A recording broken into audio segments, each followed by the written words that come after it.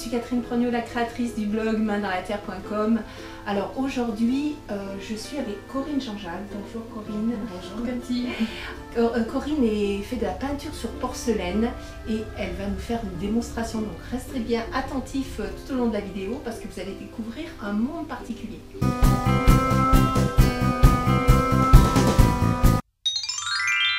Mais avant la démonstration de Corinne, j'aimerais vous proposer 2 cadeaux. Mon livre « Réussir ma première sculpture facilement », c'est un livre complètement accessible aux débutants ou si par exemple vous travaillez l'argile sans cuisson. Et une formation également idéale pour les débutants. Vous allez vraiment apprendre ce que c'est une sculpture à la plaque. Alors pour tout ça, c'est facile. Vous cliquez sur les liens qui se trouvent en dessous dans la vidéo. Alors Corinne, j'aimerais que tu me parles de ton parcours et qu'est-ce qui t'a amené à faire ce magnifique travail sur porcelaine.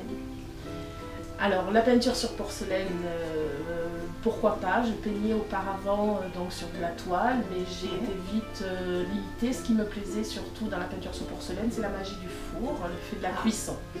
Donc sans compter que j'avais vu mon papa qui était donc décorateur de faïence de Nevers et donc ce petit parcours-là m'était resté sûrement dans la tête. C'est une transmission alors? Oui, si on veut, oui, si on veut, mais sans l'avoir vraiment senti en fait cette transmission. C'est plutôt maintenant que je pense qu'il aurait été fier de ce que je fais, mais voilà, c'est comme ça. Mais donc voilà, oui, c'était aussi pour dire qu'on pouvait s'exprimer aussi sur n'importe quel support. Oui. Et moi j'ai choisi celui de la porcelaine, enfin de la céramique, enfin voilà, tout cet univers de la terre, parce qu'il y a justement cette magie du four et qui permet d'avoir une brillance qu'on n'obtient pas forcément sur une toile. Voilà. D'accord. Alors je vais vous filmer, vous allez voir son travail, je vais vous filmer plein de choses hein, pour que vraiment vous vous rendiez compte de son travail et du travail des élèves, hein, parce que tu as un atelier où tu accueilles donc des élèves. J'accueille des élèves, je transmets mon savoir, toujours voilà, dans une bonne ambiance. Je m'adapte à l'élève et ce n'est pas elle qui s'adapte à moi. Je m'adapte en fait à ses désirs et par les techniques que j'ai développées ou qui existaient déjà, je l'amène à réaliser quelque chose qui lui est propre. Donc voilà, je crois que tu as développé justement des techniques qui sont vraiment propres. Vous n'avez pas l'odeur, hein, c'est dommage, hein, à travers votre ordinateur, mais ici ça sent super bon, la lavande, l'orange, l'huile d'olive. Je crois que tu utilises tout ça. J'essaye de me rapprocher en fait à utiliser le moins de produits toxiques, même si quand même tous ces produits restent quand même quelque part toxiques. Mais l'idée c'était vraiment d'utiliser ce que l'on avait à portée de main dans notre quotidien. Alors, je vous rappelle qu'on est dans le sud de la France, hein, voilà. L'huile d'olive, la lavande et l'orange, tout ça c'est voilà, chez nous. Pour pouvoir peindre. Et en fait, j'utilise tous ces produits-là en fait pour préparer ma peinture, en fait, mon pigment qui en fait après me permet. Tu vas me montrer tout ça de toute façon dans une démo. Et je vais même tester moi-même. Alors j'ai jamais peint sur porcelaine, j'ai touché à beaucoup de choses au niveau de la terre, mais la peinture sur porcelaine, ça va être une découverte. Alors on va voir ça ensemble.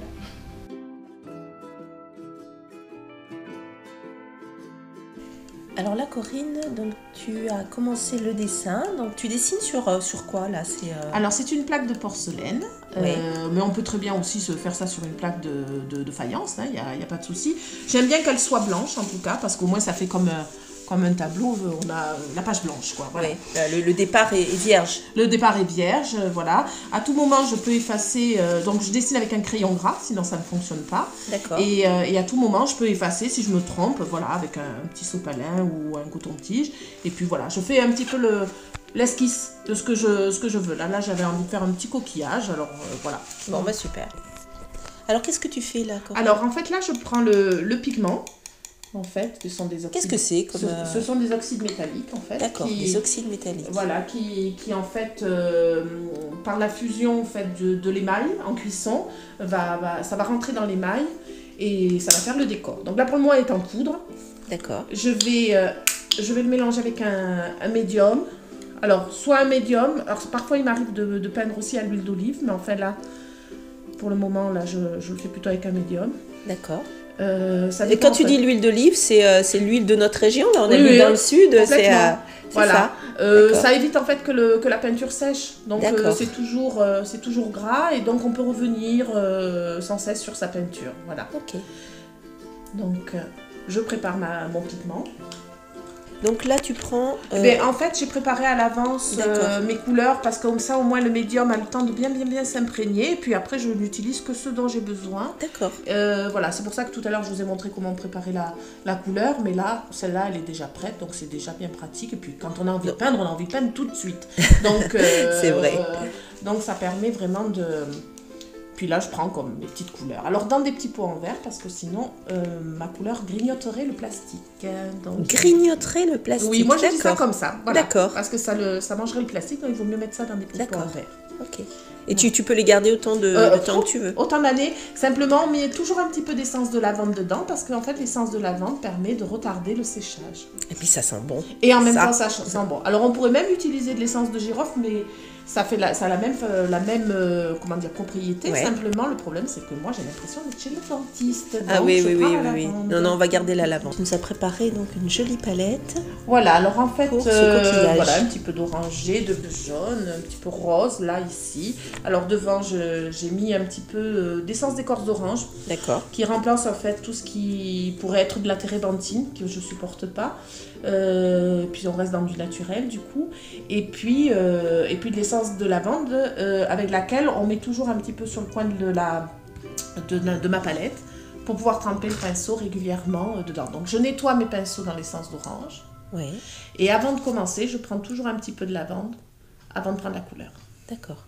Voilà. Pour diluer un peu. Voilà, pour rendre au plus fluide ou pour qu'en tout cas, il faut toujours travailler en transparence, quoi qu'il en soit, et ne pas... Sachant qu'on peut cuire, retravailler, recuire, retravailler, recuire jusqu'à... Presque à l'infini. Oui, voilà. Après, je crois comprendre que ça fragilise quand même. Ça peut fragiliser quand même la porcelaine, mais on peut se donner au moins 3 cuissons, c'est pas mal. C'est déjà pas mal. Ouais. C'est pas mal. Voilà, donc là, j'ai sorti un petit peu les outils que je pense utiliser tout au long de la peinture. Donc en fait, ça se compose de pinceaux, plus ou moins gros, de gommes en caoutchouc qui permettent d'enlever ces deux-là, qui permettent d'enlever la peinture ou quand on a débordé ou quoi. Et puis ces pinceaux-là, ces petites brosses en fait qu'on appelle des putois dans le jargon de la peinture sur porcelaine, qui elles vont permettre de fondre les couleurs entre elles. Donc il faut qu'elles soient toujours, que ça reste toujours souple et que surtout elles ne trempent pas dans la peinture. D'accord, donc il y a un travail humide et un travail sec. Exactement, voilà. Donc là, tu vas démarrer la peinture. Alors, je démarre toujours par ce qui est le plus à l'arrière, le plus caché, voilà, pour un côté pratique de la peinture. Donc là, en l'occurrence, je vais travailler vers l'intérieur. Alors, c'est un coquillage complètement imaginaire. Hein, c'est ça qui est chouette. Voilà, on ne va pas chercher à faire quelque chose de réel. Donc, j'ai envie de mettre un petit peu de bleu à l'intérieur. Donc, pour le moment, je vais juste poser ma peinture. Tout simplement. Voilà, sans me préoccuper des coups de pinceau. On voit tout de suite que c'est transparent. Voilà, et il faut travailler en transparence parce que si vous travaillez en épaisseur, le souci c'est que votre émail sautera à la cuisson. Et donc, carrément. Oui, et donc on va se retrouver avec une petite porcelaine creusée. Alors, on peut en tirer parti, bien évidemment, mais enfin, c'est pas ce qu'on voulait au départ. Donc là, tu as pris un orangé, oui, j'ai mis un petit peu, parce que bon, comme on est vers le bas, vers le creux, j'avais envie de prendre un petit peu d'orangé, changer un petit peu la couleur. Alors, je peux tourner ma pièce, hein, ça c'est bien, c'est ça que ce soit plus confortable. Plus confortable pour moi, parce qu'en fait, je tire toujours la peinture vers moi, et non pas vers l'extérieur. Oui. C'est plus facile, c'est plus aisé, donc autant se mettre à l'aise quand on peint, qu'on soit de façon confortable. Donc là, je mets ça un petit peu pour pouvoir... Voilà. Une fois que la peinture est posée, je vais utiliser une petite mousse que j'ai, qui va me permettre, elle, de fondre ma couleur. Donc, je vais la positionner d'une certaine manière et je vais enlever tous ces coups de pinceau. D'accord. Donc, j'oublie pas de la charger un petit peu de couleur au départ. De la dégorger un petit peu sur la palette. Et on y va. Ça s'appelle putoiser. Putoiser, d'accord. Donc, alors, je vais essayer de bien... vous montrer ce que fait Corinne. Alors, ce sont des tout petits tapotements qu'on fait très très serrés. Voilà, mais sans appuyer. Effectivement, parce que enlève. Si j'appuie, hop, je fais des blancs et c'est pas joli. Donc, il faut vraiment avoir... Et puis, cette petite rapidité. Alors, pour l'anecdote, à mes élèves, je leur dis, vous faites le petit pivert. Ça efface tout, hein. Voilà, ça vraiment, et alors là, maintenant que je rencontre la nouvelle couleur, là, qui est ce petit orangé, je fonds un maximum la couleur. Donc comme je disais, si on déborde, il n'y a pas de souci. Maintenant, avec un petit coton-tige, on fait bien comme il faut. C'est pour ça qu'il est important de commencer par l'intérieur, parce qu'au moins ça permet vraiment... Bon, on n'a pas débordé beaucoup, mais ce petit peu qu'il y a, on le nettoie et puis même on lui donne un petit peu la forme qu'on veut. On peut jouer en fait avec effectivement avec son petit coton-tige, c'est assez amusant d'ailleurs. Voilà. Donc là maintenant je vais un petit peu travailler sur la partie qui est ici. Donc je vais prendre... Donc qui est au premier plan en fait. Voilà, qui est un petit peu au premier plan. Donc je sais pas, j'ai envie de mettre un petit peu de jaune. Alors, il faut faire attention avec le jaune. Hein. Ah, pourquoi ? Parce que le jaune, il a tendance à grignoter toutes les autres couleurs. Donc, à grignoter ? Oui. Encore une fois, je dis des petits mots. C'est-à-dire qu'une fois qu'il est cuit, il prend le dessus sur les autres couleurs. Donc, on peut le poser à côté des autres couleurs. Oui. Mais pas mettre une couleur dessus. Parce qu'elle n'apparaîtra pas. Ah, c'est dingue ça. Ouais. Donc, par exemple, si je mets un petit peu d'orangé ici... Ouais. Voilà, je vais le poser. Donc, encore une fois, je pose ma couleur, tranquille. Je le pose... J'effleure, là. Oui. Mais je ne le mets pas dessus. D'accord. Voilà. Et après, on va faire avec le putois, comme j'ai dit tout à l'heure, on va balayer et fondre les couleurs entre elles. Donc là, je vais juste faire un petit aperçu. Voilà, là, une fois que c'est posé. Donc, je prends ce gros putois, qui est en fait un pinceau, donc comme je dis, un peu biseauté. Et je vais commencer à travailler là, en fondant la couleur délicatement. Tu balayes en fait, c'est un geste c'est un balayage délicatement. Voilà. Et je l'emmène, ma couleur, à l'endroit où je veux. Alors je fais des petits sauts de puce, moi j'appelle ça des petits sauts de puce pour donner un petit peu là, cet effet là de deux zones. Oui. Voilà. Il faut être très très douce, hein. Très douce. Le geste est vraiment léger. Très très douce, on n'appuie pas. Là, c'est vraiment, on est comme si on caressait la tête d'un bébé. On est douce comme ça. C'est beau ça, caresser la tête d'un bébé. Voilà.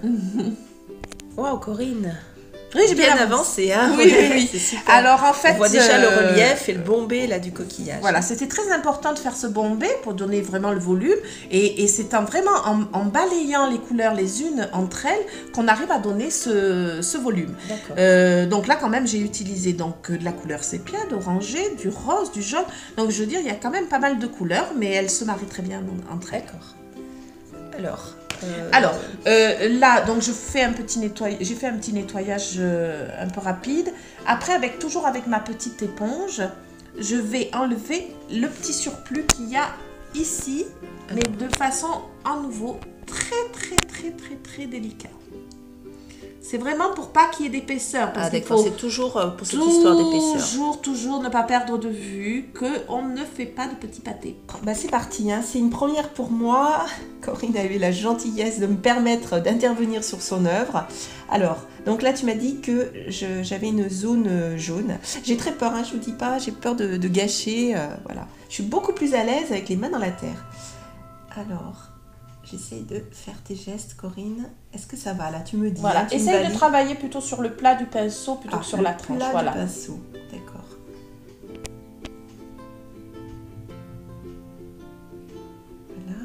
Voilà. C'est là un peu transparent là, non? Mais c'est bien aussi. C'est bien. Ah bon. C'est bien parce que c'est ce qui va peut-être apporter la lumière de ton coquillage. Alors maintenant, je rince à nouveau le pinceau. Alors tu rinces bien ton pinceau dans l'essence d'écorce d'orange voilà, tu essuies bien après sur ton petit sopalin. Et là, qu'est-ce que tu me conseilles? Et puis tu prends la couleur peut-être un petit peu orangée là. Voilà, mais n'oublie pas qu'on ne la met pas sur le jaune, mais à côté du jaune. Alors je commence comme ça. Voilà, délicatement. Alors, je reprends régulièrement je tire la peinture. Commence à tirer, commence à faire ton petit mouvement. Voilà. Je vous dis pas, je suis pas trop à l'aise. Hein. J'espère que vous serez plus doué que moi. Ça va très bien. Ne toujours pas perdre de vue, en fait, qu'il faut travailler en transparence. Si tu es un petit peu embêté sur les bords, à peur de toucher du jaune, tu prends un pinceau plus fin. Lequel alors? Celui-là, que tu as en main. Alors, qu'est-ce que je fais là? Vérifie que la couleur soit... Je prends les habitudes. la couleur. Voilà. Tu peux tourner ta pièce aussi hein, pour le confort. Oui, c'est vrai, hein. c'est vrai, c'est vrai. C'est vrai que... Oh là là, on se torture, c'est pas possible ça.